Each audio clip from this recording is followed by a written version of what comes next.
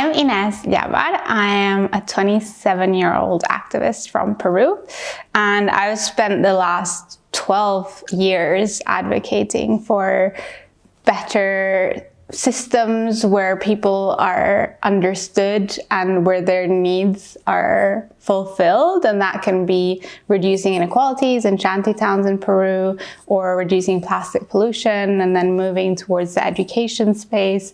And I really found that the Sustainable Development Goals are the ones that kind of anchored my work, seeing the intersections between the different issues that people can face wherever they are in the world. I started my advocacy in Peru and then moved away to different countries, starting with France, moving to Lebanon, Japan, Sierra Leone, Canada. And in all of those places, I found so many people taking action to achieve a more sustainable world. And that's really where my passion lies, is finding those people and supporting them in their journey to help achieve a more sustainable world.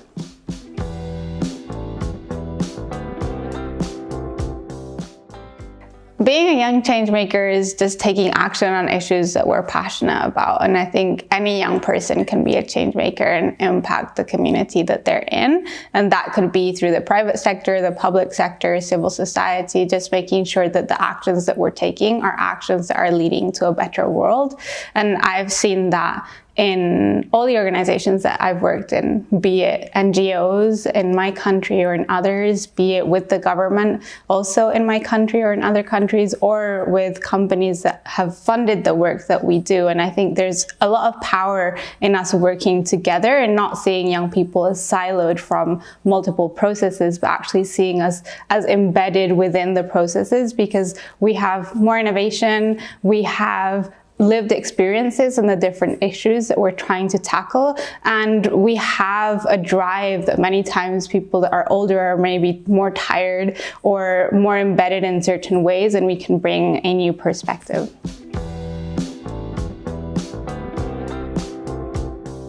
I started off my activism in the plastic pollution space and also in the reduction of inequality space in shantytowns. And I always found it difficult to merge those two worlds, because many times humanitarians are seen as not environmentally conscious, and vice versa, those that care for the environment aren't seen as caring for people. And so it was really through the Sustainable Development Goals that I saw the intersection of all these different issues and how working towards one could help work towards the other. So my passion now is in finding those intersections between different issues that people are passionate about. I currently work with the United Nations Foundation, supporting young people who have projects in their own countries and communities that are helping achieve the Sustainable Development Goals. And then back home in Peru, I also work with young people with local projects. So one of those is called Blue Mood, where we're reforesting a part of the ocean with macroalgae to make sure that the fish can reproduce better, that fishermen have a better income, but also that we're capturing carbon in the ocean. So like specific projects like those, where I feel I have a tangible impact in my community, but also bringing it to a global scale where I can support young people who are passionate about a series of different issues, mostly around education, health, peace, future generations, and making sure that they're talking to each other so that their solutions aren't siloed, but they're actually working together to achieve a better world. I always find hope in people more than in organizations, because I think any organization can really do amazing work if the people within it are passionate about it. And so I've found organizations that are doing amazing things because I've worked with the people that are within it. It's finding those people within organizations that are leveraging the power of young people and making sure that we're working together to achieve a better world.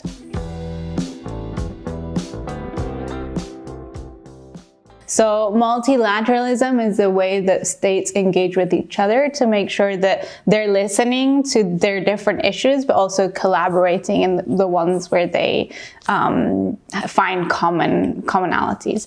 The best example for me of multilateralism going well is the creation of the Sustainable Development Goals in 2015. So all the countries at the UN agreed that we need to reduce poverty, that people need access to food, that people need access to education, that people need access to good health care, that climate change is an issue that everyone should tackle, that we should partner, etc., etc. I'm not going to go through the 17 goals, but multilateralism created this kind of global agenda of how we can achieve a world that's more fair, and a world where not only our generations today, but future generations actually can thrive. So I started advocating at 15, not thinking that I was going to help generate data that would then create a law. I was just like doing what I wanted to do and making sure that I was taking action in an issue I was passionate about. And so were so many other people. And I think there's power in that collective, and seeing, in our case in Peru, we started a national beach cleanup, and companies would come and fund that cleanup. And then young people would come and participate in the cleanup, and the government would kind of endorse our actions. And then finally, 7 years after doing that, with no intention on my end of generating a law, it was just like, I'm taking action and other people are taking action. And that data that we generated through that yearly national cleanup generated a law. And that's the hope that I find, is in what can I do, and what can I see the little change that I'm doing. And then sometimes it magnifies. And now that there's a law, it means that the whole country is affected. And so I've seen kind of the multiplication of those small actions, and everyone working from their different areas of expertise, bringing something that then generates change across a whole nation. And now we're in negotiations for a global plastics treaty, which means that all countries would have to adhere to some kind of regulation on plastic. So we're seeing that go from very grassroots to then government-wide to now worldwide, where everyone is having to decide what we're going to do about this issue. And that's happened in many different topics, even like in climate change and the Paris Agreement. Now seeing the implementation of that and making sure that anyone, anywhere knows that if they take action, it does matter. And in whatever sector you're in, if you do something, it will generate positive change. I think the beauty of change making is that you never know what's next. And we're always expectant of what that next big moment is, but until that happens, we just keep working. And in my journey, I've found myself moving from a very specific issue of plastic pollution to then a broader spectrum of things within the Sustainable Development Goals. And a couple years ago, I became very passionate about education, and now I'm becoming very passionate about SDG 17, which is partnership for the goals. I definitely know that partnerships are the key to achieving a more sustainable and just world. And so I'm looking forward to see what the new partnerships that we can create are that will lead to a world that's not only better for me or for the people that are in that partnership, but for future generations as well.